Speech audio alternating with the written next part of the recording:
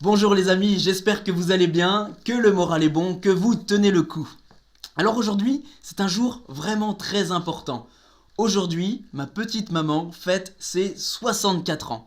Et donc c'est l'occasion pour moi de lui rendre hommage et de la remercier pour tout ce qu'elle nous a transmis à ma grande sœur et à mon petit frère. Et le premier don, peut-être le plus inestimable de tous, le don de la foi. Je ne remercierai jamais assez ma mère de nous avoir fait connaître cette amitié avec Jésus.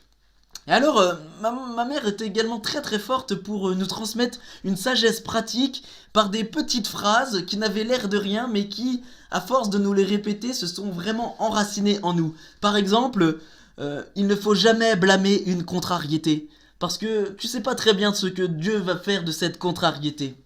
Ou encore, Seigneur, donnez-moi de la patience.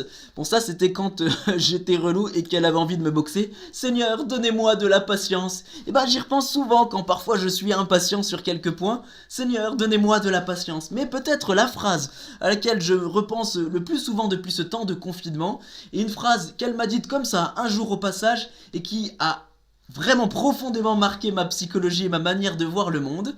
Voilà cette phrase. Il faut faire contre mauvaise fortune bon cœur. Donc juste là, rien d'extraordinaire, c'est une phrase que tout le monde connaît. Mais c'est la suite qui est intéressante.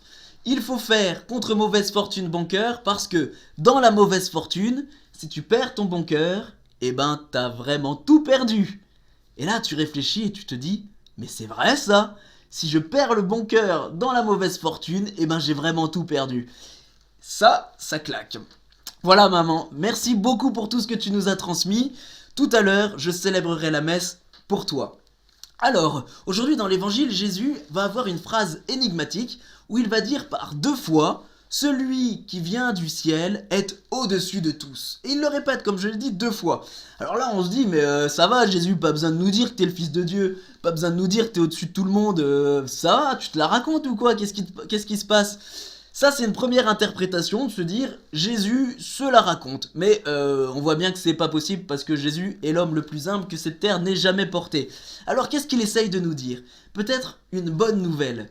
Celui qui est venu du ciel, qui est au-dessus de tous, est capable, puisqu'il a une hauteur de vue, de nous élever de notre petit horizon terrestre à une hauteur de vue céleste, dirons-nous. Il est capable de faire en sorte que nous voyions, que nous adoptions un point de vue qui n'est pas juste cet horizon terrestre. Et il dira dans l'évangile, celui qui est terrestre, eh ben, il parle terrestre, il vit terrestre et d'une certaine manière, il meurt terrestre et voilà, son horizon est quand même bien limité. Mais celui qui accepte de se laisser élever par le Fils, eh bien son horizon n'est pas limité. On peut prendre l'exemple... un exemple que m'a donné un jour ma prof de philosophie, une de mes profs de philosophie au séminaire.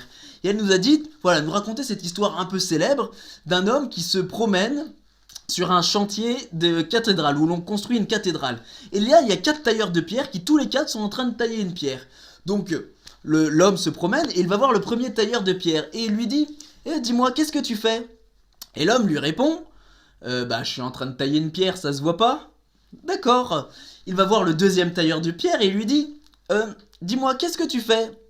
Et l'homme lui répond je suis en train de construire un mur. Ah, on voit que l'horizon est en train de s'élargir.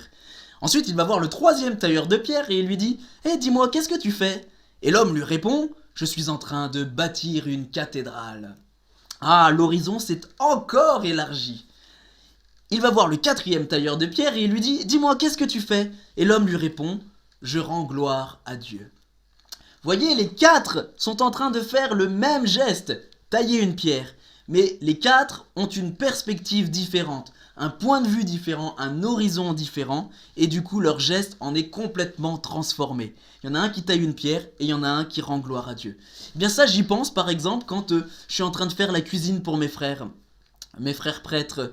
Dis-moi, qu'est-ce que tu fais? Bah, je suis en train d'éplucher des patates. Ça va, ça se voit pas? Dis-moi, qu'est-ce que tu fais? Bah, je suis en train de cuisiner. Pour tout à l'heure, le déjeuner. Ah oui, d'accord. Dis-moi, qu'est-ce que tu fais? Eh bien, je suis en train de nourrir la charité fraternelle. Hmm. Dis-moi, qu'est-ce que tu fais? Eh bien, je suis en train de rendre gloire à Dieu. Voilà mes amis, tout est une question de point de vue. Eh bien par pitié, ne nous laissons pas enfermer dans le simple horizon terrestre qui est limité. Acceptons que celui qui est au-dessus de tous nous élève à un horizon céleste qui transfigure nos petits gestes du quotidien. Et ça, c'est quand même bien de la balle. Allez, bonne journée les amis, vive Jésus, que Dieu vous bénisse, un très joyeux anniversaire, petite maman!